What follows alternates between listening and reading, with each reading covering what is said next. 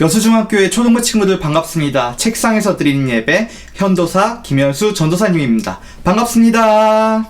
1월 5번째 주 예배를 이렇게 드리려고 하는데 여러분 벌써 1월이 5째 주 마지막 주가 되었어요. 오늘 1월의 마지막 주인데 여러분을 빨리 보고 싶었는데 벌써 1월이 다 지나갔다는 거 생각만 하면은 굉장히 좀 마음이 아쉬워요. 빨리 여러분 만나서 같이 교회에서 놀고 맛있는 것도 먹고 그러고 싶은데 그럴수록 빨리 코로나가 빨리 종식될 수 있게 우리 좀 다 같이 기도해주고, 그리고 저도 여러분 빨리 만날 수 있게, 코로나 단계라도 빨리 낮아질 수 있게 좀 같이 기도했으면 좋겠습니다. 아시겠죠? 오늘도 같이 이렇게 예배 드릴 건데 여러분의 자세와 마음을 경건히 하고 복장이나 또 성경책 잘 준비되어 있는지 확인하고 예배 자리에 나아갔으면 좋겠습니다. 우리 같이 예배 드려요. 나는 전능하신 아버지 하나님, 천지의 창조주를 믿습니다. 나는 그의 유일하신 아들, 우리 주 예수 그리스도를 믿습니다. 그는 성령으로 잉태되어 동정녀 마리아에게서 나시고 본디오 빌라도에게 고난을 받아 십자가에 못 박혀 죽으시고 장사된 지 사흘 만에 죽은 자 가운데서 다시 살아나셨으며 하늘을 오르시어 전능하신 아버지 하나님 우편에 앉아 계시다가 거기로부터 살아있는 자와 죽은 자를 심판하러 오십니다. 나는 성령을 믿으며 거룩한 공교회와 성도의 교제와 죄를 용서받는 것과 몸의 부활과 영생을 믿습니다. 아멘. 자, 오늘 하나님께서 주신 말씀은 요한복음 3장 16절 말씀입니다. 요한복음 3장 16절 제가 봉독하겠습니다. 하나님이 세상을 이처럼 사랑하사 독생자를 주셨으니 이는 그를 믿는 자마다 멸망하지 않고 영생을 얻게 하려 하심이라. 아멘.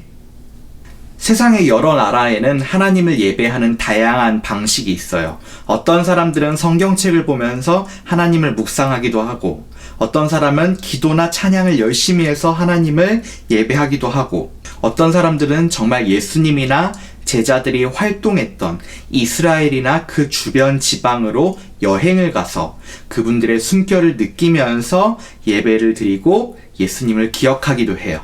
그렇다면 하나님께 직접 구원을 받았었던 이스라엘 민족들은 과연 하나님을 어떻게 예배했을까요? 성경의 세 번째 책 레위기에서는 5대 제사라고 제사를 드리는 5가지 방법에 대해서 나와요.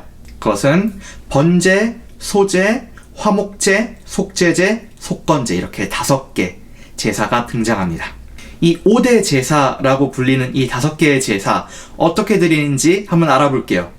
첫 번째 번제는 양을 태워서 하나님께 그 향기를 드리는 제사였어요.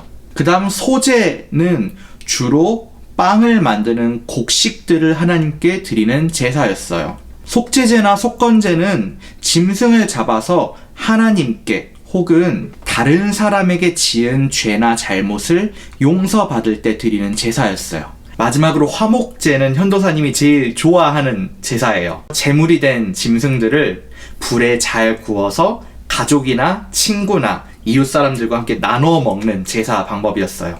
그것을 통해서 하나님 은혜에 감사하기도 하고 또 하나님께 내가 앞으로 하나님 이렇게 잘 섬기겠습니다 라고 기원을 하기도 했어요.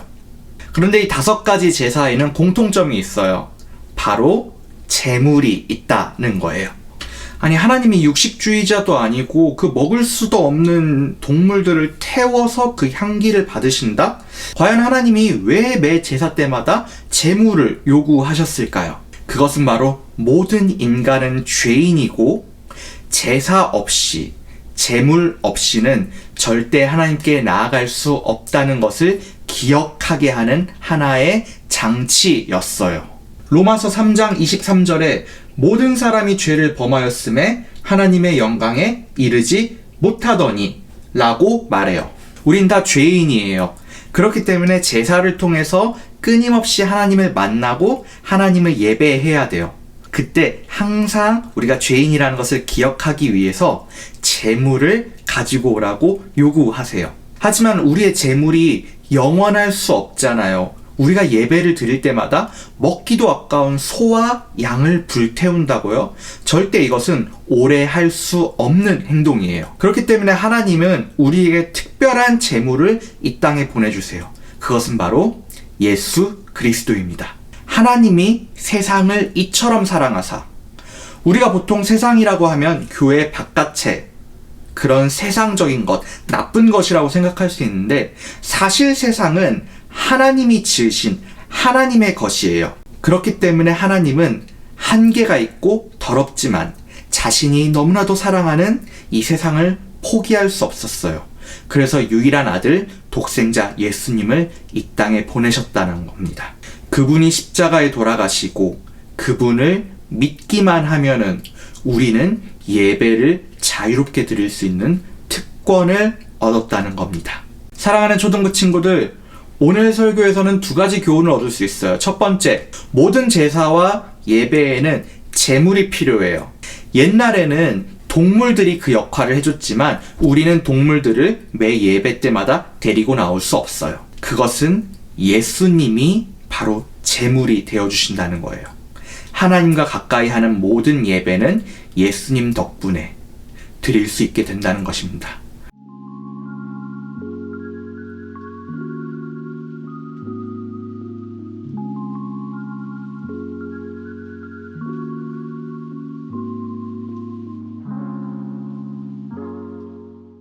그렇기 때문에 매번 예배는 예수님의 죽으심, 예수님의 핏값으로 드리게 되었다는 것을 기억해야 합니다. 두 번째, 예수님이 흠이 없고 깨끗한 제물로서 태워져서 하나님께서 예배를 받으시는 거라면은 이제는 그런 예수님을 따라서 우리도 제물이 돼야 된다는 거예요. 이거는 헌금을 많이 가져오란 얘기가 아니에요.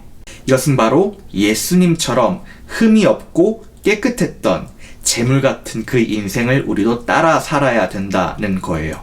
길을 가다가 너무 배가 고파 보이는 친구들에게 밥을 주고, 길을 가다가 옷이 없어서 덜덜 떨고 있는 친구들에게 옷을 주고, 친구가 없는 사람들에게 가서 친구가 되어주고, 그리고 그 사람이 항상 슬프고 외로울 때 다가가서 위로해 주셨던 게 바로 예수 그리스도입니다. 그러니까 흠이 없는 재물처럼 예수님처럼 산다는 것은 바로 내 옆에 있는 사람, 그 사람을 사랑하는 것이 바로 재물처럼 사는 겁니다. 헌금을 많이 가져오는 것은 NO! 모든 교회는 교회 머리 위에 십자가를 달고 있어요. 그런데 십자가가 달려만 있을 뿐 예수님이 제물이 되었던 그 십자가를 기억하지 못하고 그대로 행동하지 않는다면은 이 십자가는 아무 소용이 없는 나무 조각에 불과해요. 사랑하는 초등부 친구들, 이 예배가 끝나자마자 여러분도 예수님이 지었던 십자가처럼 다른 사람을 사랑하고 다른 세상에 있는 모든 것들을 사랑하는, 마치 예수님의 제물의 인생처럼 아름답고 흠없고 깨끗한 인생을 살아가셨으면 좋겠습니다. 자, 이 시간 우리 함께 기도합시다. 책상에 앉아서 불을 좀 끄더라도 좀 집중할 수 있는 환경에서 좀 기도하셨으면 좋겠습니다. 첫 번째 기도, 예수님, 우리가 예배를 드리고 하나님의 말씀을 듣고 그리고 찬양하고 기도하는 모든 것은, 이 제사와 예배는 예수님 덕에 하나님의 독생자를 주신 사랑 때문에 가능한 것입니다. 그게 너무 감사합니다 라는 기도를 했으면 좋겠습니다. 두 번째 기도는, 예수님이 우리를 위하여 죽으셔서 제물이 되셨으니까 우리도 그 제물된 십자가의 인생, 다른 사람을 사랑하고 다른 사람을 위해서 사는 삶을 살 수 있게 해주세요. 내가 이 예배가 끝나자마자 우리 부모님, 가족들, 친구들에게 먼저 사랑을 베풀 수 있는 사람이 되게 해주세요. 이렇게 기도하겠습니다.